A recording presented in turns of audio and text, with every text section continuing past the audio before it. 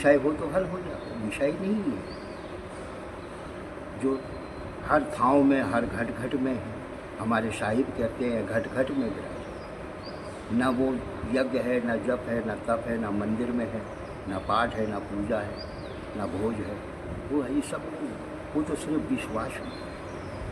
विश्वास हमारे अंदर है, विश्वासम फलदायकम। नमस्कार दोस्तों, मैं संतोष चौबे न्यूज़ सर्वोत्तम में आपका हार्दिक स्वागत करता हूं। दोस्तों, आज लुधियाना भूरी वाला आश्रम है, जो भूरी वाले बाबा जी कभी यहाँ रहा करते थे, आज उनकी समाधि है। बड़े ही सिद्ध पुरुष थे। मैं आज उनकी समाधि का दर्शन किया हूँ। दोस्तों, इस आश्रम में बहुत सारे महापुरुष रहते हैं। यहाँ पर रह के भजन बंदगी करते हैं। देख रहा हूँ महापुरुषों की सेवा भी हो रही है। तो दोस्तों, इसी कड़ी में एक दिव्य महापुरुष, तपस्वी, बड़े बुजुर्ग महापुरुष हैं, उनसे मैं बातचीत करके कुछ सत्संग मैं भी प्राप्त करूंगा और आप भी प्राप्त करें। गुरुदेव, सबसे पहले आपके पवित्र चरणों में मैं कोटि कोटि चरण वंदन करता हूं। मैं भी कर रहा हूं, मेरी टीम की तरफ से भी, और मेरे श्रोता जो इस समय आपको सुन रहे हैं उनकी तरफ से भी। गुरुदेव, कृपा करके अपना शुभ नाम और अपने बारे में थोड़ा सा बताने का कष्ट करें। पकड़ लीजिए, पकड़ लीजिए, कोई बात। हाँ हाँ, पकड़ लीजिए, थोड़ा नज़दीक, तेज बोलिएगा। हाँ, तेज बोलिएगा थोड़ा। कैसा है, हम तो हैं रमते साधु। ये हमारा उत्तराखंड में, पूरे भारत में समय समय पे हम विचरते रहे। जी महाराज जी। दूसरे भाव में कहा जाता है घुमक्कड़ साधु। घुमक्कड़। यहाँ आते हैं आश्रम में, ये सद्भावना, सद्विचार और बड़ी गुरु प्रणाली से संतों के यहाँ दर्शन, आरती, संध्या आरती, यहाँ प्रणाली से काम चलता है। हाँ। फिर कुछ प्रसादी पानी होती है। हाँ। संतों के बाहर से आए हुओं के लिए यहाँ बड़ी सुविधा है जी। स्नान बनाने की, ध्यान करने की, भजन करने की, गुरु की आरतियों में शामिल होना, ये व्यवस्था यहाँ की है। इसी के अनुसार ही हमारे को अपना विचार। अभी थोड़े समय में ही आरती, संध्या आरती का समय होने वाला है। हाँ। यहाँ सत्संग, आरती, गुरुओं का जो है, हाँ। गुरुओं का जो है ग्रंथ है, शास्त्र है, हाँ। प्रणाली है जो उनकी, हाँ। उसी के अनुसार उनकी सुबह को, शाम को, तीनों टाइम का जो है उनकी संध्या आरती का, इसी में हम हाजिरी लगाते रहते हैं। और गुरुदेव ये बताएं कि आप रमते राम फक्कड़ महात्मा, आपको अपने मतलब घूमता फिरते, जो घूमते फिरते रहते हो, अपना कुटिया नहीं बनाते। गुरुदेव, किन किन स्थानों पर आपने भ्रमण किया? के लिए तो इसका तो बखान कितना कर सकते हैं। फिर भी कृपा करें। समय से है, उत्तराखंड भी जाते हैं, गुजरात भी जाते हैं, कुंभों में भी जाते हैं, अमरनाथ भी जाते हैं, हिमाचल भी है, उत्तराखंड, प्रयागराज, सभी जगहों में थोड़ी थोड़ी विचरण होती रहती है। अच्छा। 2 महीने 4 महीने यहाँ रहे, 2 महीना 4 महीना और बाहर की यात्राएं चलती रहती हैं। इसी के अनुसार में, इसी में बहता पानी रमते जोगी का ये शब्द लिखा। और किसी चीज़ से ज़्यादा मोल नहीं है। जो मिलता है बस गुरु इच्छा से जो मिलता है उसी में संतुष्ट ही है।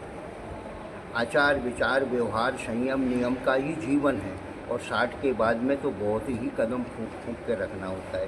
थोड़े में जो मिलता है संयम नियम से अपना गुजारा करते हैं। प्रभु जी, आप कह रहे हैं कि हम अमरनाथ गए। अमरनाथ सुदूर पहाड़ियों में स्थित एक गुफा है, जहाँ पर भगवान भोलेनाथ का विराजमान रहते हैं। अमरनाथ के बारे में थोड़ा सा विस्तार पूर्वक आप कृपा करके बताएं। पकड़ लीजिए। हाँ। ये सब जो है प्राचीन है, जो खोज करी हुई है पहले की, अपने को अभी इस समय में, इस दौर में दौड़ लगा रहे हैं। अब तो बहुत संसाधन हो गया है। पहले तो पैदल ही यात्रा हुआ करती थी। उत्तराखंड की बोलो, हिमाचल की बोलो, है, और चाहे अमरनाथ जी की बोलो, ये सब जो है बनाई हुई साधु महात्माओं ने व्यवस्थाएं बनाई, खोज करी, फिर उसके ऊपर में सबको कल्याण के लिए चलाया। जैसे वैष्णो देवी है, और भी देवियों के शक्तिपीठे हैं, इनके दर्शन मेलों के लिए जाना आने की व्यवस्था बनी रहती है। जाने आएंगे नहीं तो कैसे चले? तो ये सनातन के हिसाब का हिसाब, वेदों शास्त्रों में इनको शक्तिपीठ बनाई हैं। बोले भगवान के भी, विष्णु भगवान की भी, ब्रह्मा की भी, जो वेदों के अनुसार, हम वैदिक धर्म वाले हैं तो वेदों को मान के चलते हैं। तो यात्राओं में थोड़ी थोड़ी विचरण रहने से एक अपने मन को भी थोड़ा शांति प्राप्त होती है। आचार विचार भी सुधरे रहते हैं। ज़्यादा लोभ लालच में फंसते नहीं, कुटिया की देख रेख करना है, पलंग की करनी है, वस्त्रों की करने की है, ये सब जमा करना है, संग्रह वृत्तियाँ, इन सबसे थोड़ा बड़ा है। ये कुछ भी है अपने कंधे पे जो गुजारे लायक होता है, इतना ही बहुत है। सत्संग होना चाहिए। संतों की शरण में रहने से क्या रहता है कि चित्त में बना रहता है कि हम भगवान की शरण में हैं और हमेशा उसी में ही डूबे रहते हैं। और बाकी की दूसरी विचारधाराओं को कहाँ लेके जाएंगे, क्योंकि ये मन है, ये मन को जीता तो जग जीता। तो मन को जीतने के लिए सब साधु अपने भजन बंद किया करते हैं। तो मन को जान गए तो जग को जान गए, जग को जान गए परमात्मा में मिली। प्राप्त करने के लिए तो कोई ऐसा नहीं है कि उसको उसके स्वरूप का तो कोई बखान कर नहीं सकते, क्योंकि वो अनंत है। और अनंत को हम लिमिटेड करना चाहेंगे, पंथों में बांटना चाहेंगे, तो वो पंथ में बंटने वाला नहीं। वो अखंड है, नित्य है, शाश्वत है, परिपूर्ण है, अजन्मा है। अब ऐसे अजन्मे को कैसे जाना जाएगा? बुद्धि का विषय नहीं है। वो कोई विषय हो तो हल हो जाए, विषय नहीं है जो हर ठाव में, हर घट घट में है। हमारे साहिब कहते हैं घट घट में विराज। न वो यज्ञ है, न जप है, न तप है, न मंदिर में है, न पाठ है, न पूजा है, न भोज है। वो है ये सब नहीं, वो तो सिर्फ विश्वास है। विश्वास हमारे अंदर है। विश्वासम फलदायकम, मंत्र फलदायकम। गुरु लोगों जो मंत्र मिलते हैं, विश्वास रखते हैं उसमें, तो मंत्र भी फलदायकम होते हैं। तो उन पे अटल विश्वास करके ही उसी पे चलते हैं, उसी का चिंतन रहता है। यही बैंक बैलेंस है हमारा, ये भक्ति की बैंक बैलेंस है। लो अच्छा, प्रभु जी ये बताएं कि आप अमरनाथ में गए थे, बहुत सारे तीर्थों में आप जो वृद्ध महात्मा हैं, आप बहुत जगह गए होंगे, लेकिन मैं एक ही पॉइंट पकड़ा हूँ अमरनाथ जी का। अमरनाथ में कोई ऐसा सिद्ध पुरुष, कहते हैं उधर बहुत बड़ी बड़ी सिद्ध योगी रहते हैं, बड़ी पुरातन, तो क्या ऐसा कभी कोई महापुरुष आपसे वहाँ पर दर्शन हुए आपको? ज़्यादा समय रहने से ही वहाँ का अनुभव होगा।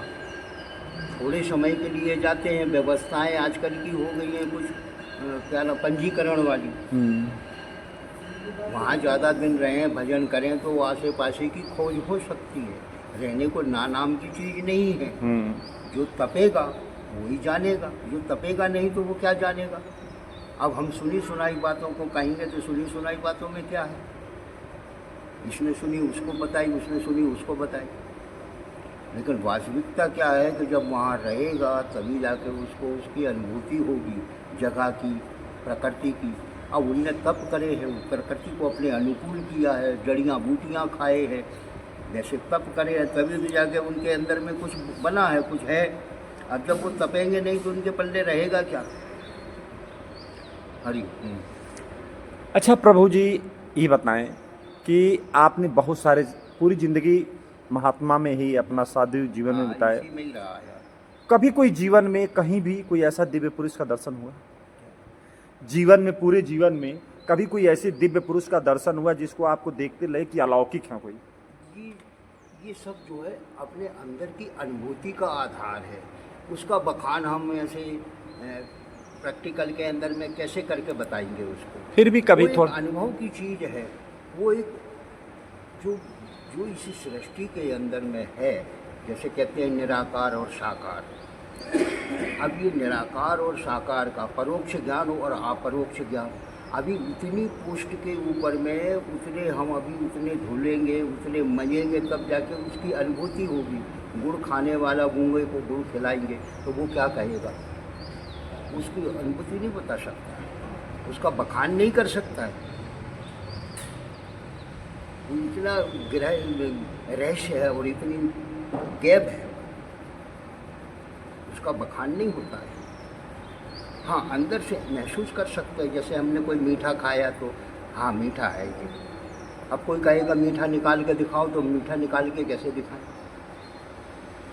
ये एक अनुभूति है, सूक्ष्म है, ये बहुत सूक्ष्म विषय है। योगी लोग अपने योग में लीन है, कोई जप में है, कोई तप में है, कोई आचार विचार व्यवहार सभी करना ही पड़ता है। पुरुषार्थ तो करना ही पड़ेगा, कुछ खोलेंगे तभी कुछ पाएंगे।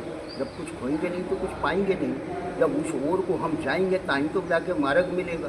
जब उस ओर को हम जाना ही नहीं चाहते हैं तो मार्ग मिलेगा कहाँ से? तपना पड़ता है, इसमें कुछ त्यागना पड़ता है। त्यागेंगे नहीं तब तक जब तक बनती ही नहीं है। ये गहरा विषय है। और भी बड़े बड़े महात्मा हैं, बड़े बड़े महापुरुष हैं जिनने अपने जीवन धर्म प्रचार में लगाया। लेकिन धर्म में कोई पार्टीशन नहीं है कि ये हिंदू है, ये सिख है, ये ईसाई है, ये साई है, ये गुसाई है। ये सब पार्टीशन है।